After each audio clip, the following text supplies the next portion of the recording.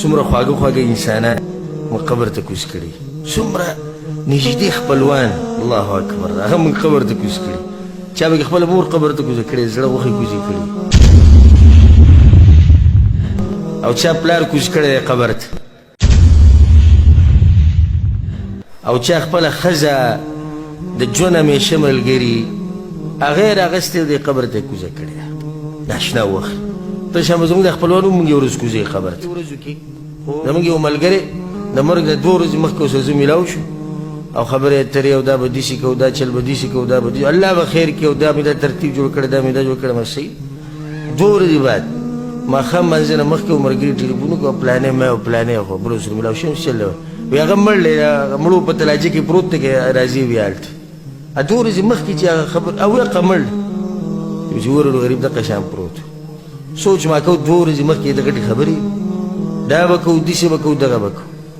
بیا بل یو ملګری زمونږ هغه د مرګ نه 1 ورځ مخکې ماښام مونځ یې زما په جومات کې وکړو، او بیا ما له کور ته راغلی و، زمونږ کور ته نو ماشومانانو یې د ځان سره څه شی وړی و، نه هغه یې ما له واپس راوړو چې دا یو ماشوم سره لاس کې ونیو، ما ترې راغستی. زما صحیح ده، بیا موږ یو څو منټه کښې خبرې وکړې، او ما بیا ملاقات وکړو انشاءالله، او ضرور بیا ملاقات کوو، او د روانې جمعې له به چېرته چکر ولګو چې ستا اجازات کوو. ما صحیح ده انشاءالله، ته بیا راشه. په سبا له مازدیګر ټایم کې کوم ملګري چې ما ته ټلیفون وکړو هغه اوس هم ما سره دلته ناست دی. سبا له مازدیګر ما ته ټلیفون وکړو، وایي شیخ صاحب پلانې، ما یو پلانې څه چل دی وایي هغه د شمیسي په تلاجه کې پروت دی، مړ دی، که هغه بیا خواله راځي. پرون چې ما سره ماښام میلاو شو هغه وایي حقه پرون چې میلاو شو چې بس ور غریب دقه شان پروت. حالانکه ما ته دا ویل روانې جمعې له به وایي چکر لګوو، دا به کوو، دغه به کوو، ملاقاتونه به کوو، غټې خبرې. بیا غریب هېڅ پکې هم نه و. داشان زموږ یو عربی ملګری، دا ټول هغه خبرې چې ما سره شوي دي، ځکه تاسو ته بیانوم چې دا زړه لږ را ژوندی شي. یو عربی ملګری، ډېر ښه ملګری، ډېر دینداره انسان، ما ته ټلیفون وکړو، مکتبې ته نوي کتابونه راغلي دي په پلاني موضوع باندې. ما ډېره ښه ده، ما له ته مې یو کتاب واله چې زه کله تا سره میلاو شم بیا به خپله خبره وایي. صحیح ده، بس صحیح، سبا ته راشه. ما ته یې نن زه د شپې ځم راوبیلم، سبا بیا ته راشه ما پسې. بس صحیح ده، سبا مازدیګر مونځ چې زه کوم تا پسې بس درځم باذن الله.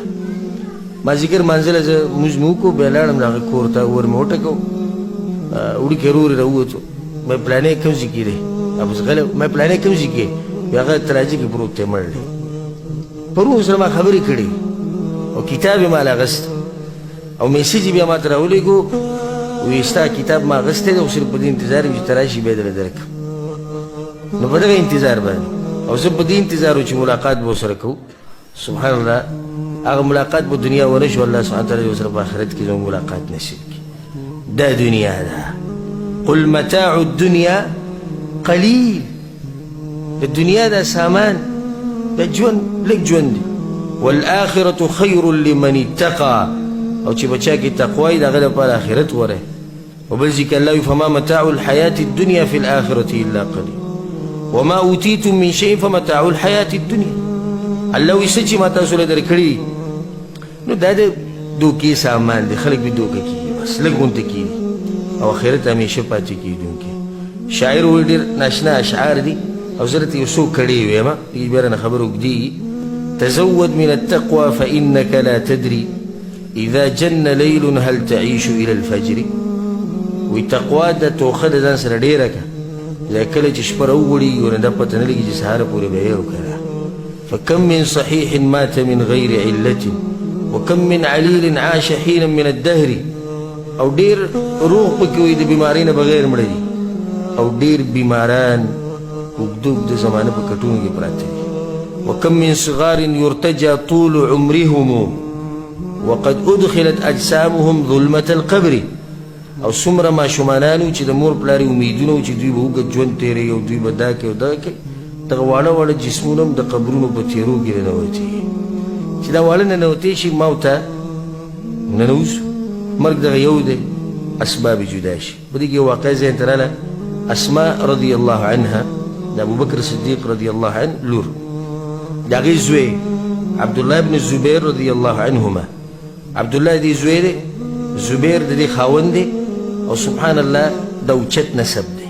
پلار یې ابوبکر صدیق دی، او خاوند یې زبیر بن العوام رضی الله عنه، او زوی عبدالله بن الزبیر رضی الله عنهما او خور عائشه رضی الله عنها او اوخی رسول صلی الله علیه وسلم چې د دې سي نسب لیدلی عبدالله بن الزبیر رضی الله عنهما چې کله حجاج بن یوسف سره وران شو او په مکه کې په حرم کې په هغه باندې حمله وشوه او هغه یوازې پاتې شو نو حجاج بن یوسف په هغه باندې حمله وکړه وینو ټوکړې ټوکړې او بیا یې ځوړند یې مور ته ولې وویل زوی سره مې د لسیجې رکو وګوره که او د هغې د سترګو نظر ختم شوی چې کله راله نه د زوی به دې غوښ ویلي چې لاس او په ژړا شوه نو هغه ورته وویل د زوی سره مې د سیجې رکو کیف رأیتني صنعت بعبدالله عبدالله سره مې له څنګه کار وکړو هغې ورته وویل ما ته خو داسې ښکاري چې افسدت على ابني دنیا وافسدت عليك آخرتك زما د زوی دنیا دې ورانه کړه او خپل د آخرت ورانه کړو بیا ورته دا خبره وکړه